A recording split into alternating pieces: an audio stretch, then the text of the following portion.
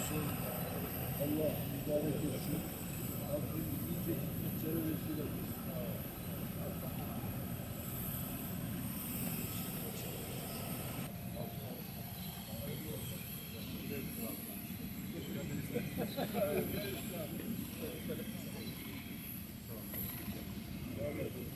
Orgenel Bahtiyar Ersay. Sayın Cumhurbaşkanım hoş geldiniz. Sağ olun. Bu Genel Gaffar Güven, Silahlı Kuvvetler Yöneticisi. Hoş geldiniz Sayın Cumhurbaşkanım. Sağ olun.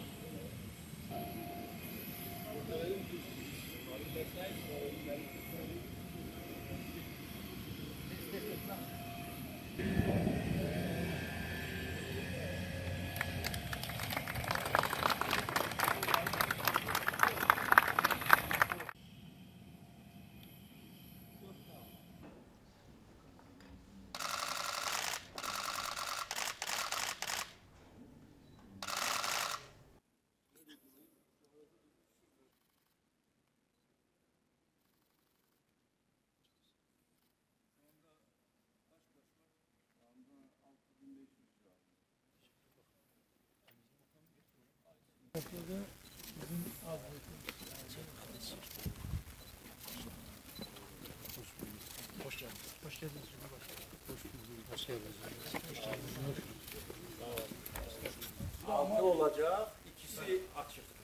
Yok, bütün demeli 17 tünel olacak. Bu yolda. Lahiyede, bu yolda.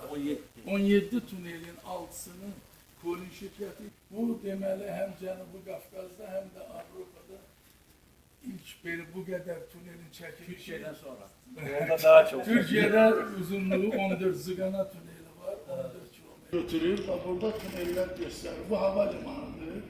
Havalimanına daxil olan tünellerdir. Burada şehrin merkezinden havalimanı da daxil, Laçın şehrine gedilen yol 32 kilometre misalı. Mevcut yol 126 kilometredir. Bu ekranda yolun ısmardan sonraki ve 9 metreliğinde 6 metrelik 9 metre hareket hissesi olacak. Yeni yol Anzı'ya gelecek, burada bir uşaq düz gelir Zəngilana, bu da Laçın'a. Araz güzeyden güneye tam bir yeni altyapı.